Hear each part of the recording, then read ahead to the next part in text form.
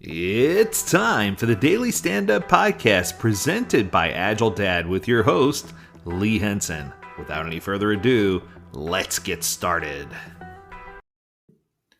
I want to thank one of our faithful subscribers for throwing this topic out to us because I think it is an incredibly important topic. They were asking about how product owners slash product managers can master the art of being effective communicators. And I recently had the opportunity to put in for and get approved to teach the Agile Coaching Facilitation course through the Scrum Alliance, so for certification. So for me, this was a timely discussion because I'd just gotten finished putting together a whole section of a course on this. So I think the first step, and we're going to break this down into two steps.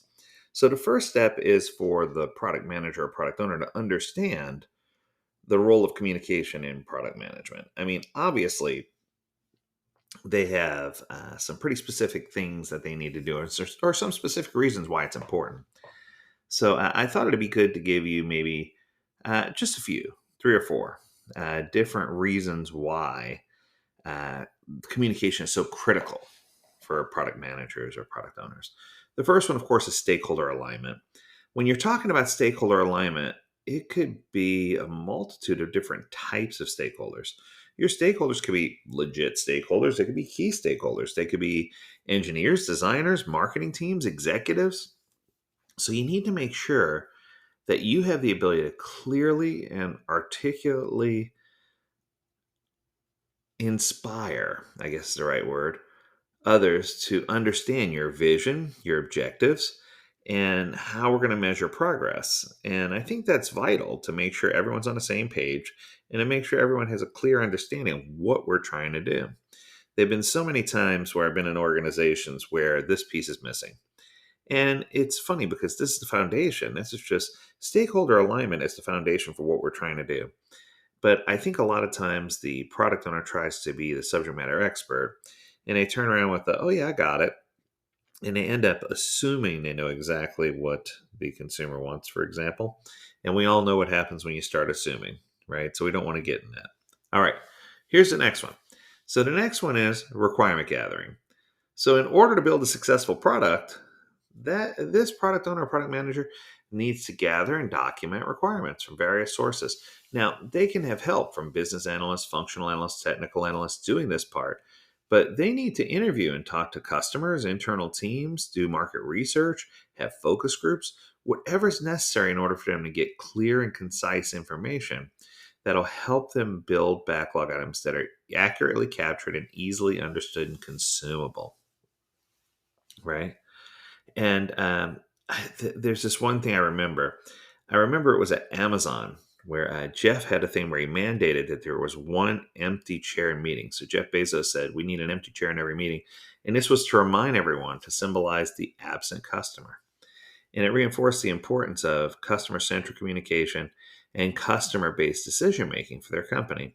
So it was almost as if the empty chair was a persona. I thought that was kind of cool. All right, let's go to the third one. So the third one is for prioritization and road mapping. So a product owner or product manager needs to prioritize features and create a solid product roadmap. This is another form of effective communication because it justifies the decisions to the team about where we're trying to go. It gets the stakeholders aligned and everyone understands the strategic direction of where we're trying to go. And I think that's incredibly important. And then my bonus, number four, is cross functional collaboration. So, in a dynamic environment, a product manager or product owner can collaborate with cross functional teams that have varying priorities or perspectives. So, clear communication fosters maximum collaboration, it minimizes conflicts, and helps everyone achieve common goals. So, if you think about it from that perspective, it's our responsibility to make sure that we are being as fast and furious as the team is. And sometimes that's hard. Sometimes that's not easy to do. But you need to make sure that the communication and the levels of communication are there and that you understand and that everyone understands why it's important and what we're trying to achieve, right?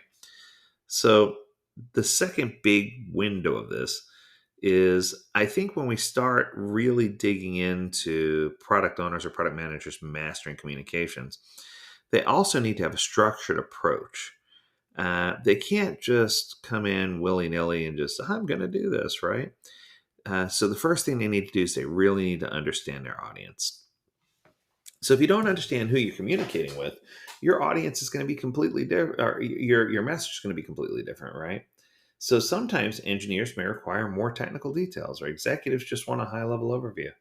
If you don't know your audience well enough to make those kinds of discernment, you're not going to take it very far, right? So that's just food for thought. So if you put it into perspective, the first thing is you need to make sure that all of your I's are dotted, T's are crossed, and that people are clear on who the end user is or who our target customer is. And it could be someone internal or external. Then you need to create a clear narrative around what you're trying to do. So this is that well-structured story or that well-structured vision and strategy. So if you think about how you're going to tell your story, I remember Tony from Zappos. This was a number of years ago. He was such a masterful storyteller, and all the people who worked there felt like they were part of a big story, a larger narrative about delivering happiness through exceptional customer service.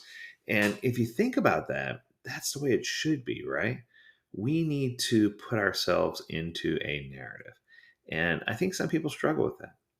So the third thing I thought of was active listening.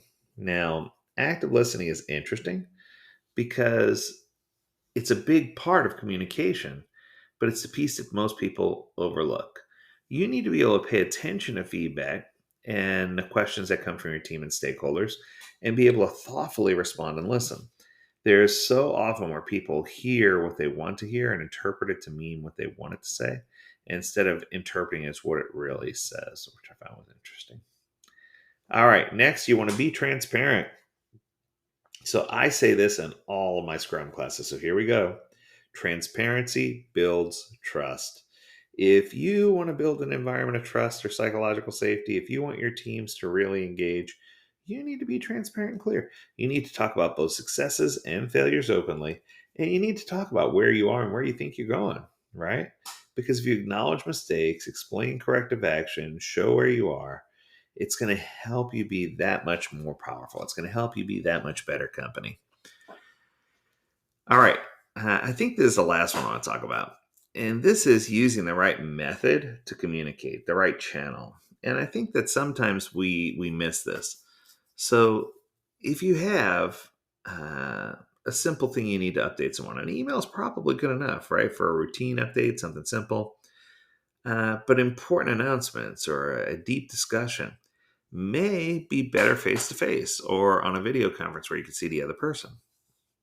So you want to make sure, based on the type of communication you're trying to do, that you're using the right medium to communicate. And I think if you do these things, it's just like everything else. It's not going to come naturally, but with practice, this is really going to help you accelerate your growth. It's going to help you really focus on the things that are needed. And it's going to help you re-energize communication within your company, which I think is something that's sorely lacking. So that's going to do it for today. I hope you enjoyed this episode. And thank you once again to Rachel for submitting it. If you have a topic that you want us to talk about, feel free to reach out to us. Learn more at agiledad.com. We would love to hear from you. And as always, we encourage you to stay healthy, stay well, and stay agile, my friends. Until next time, do take care.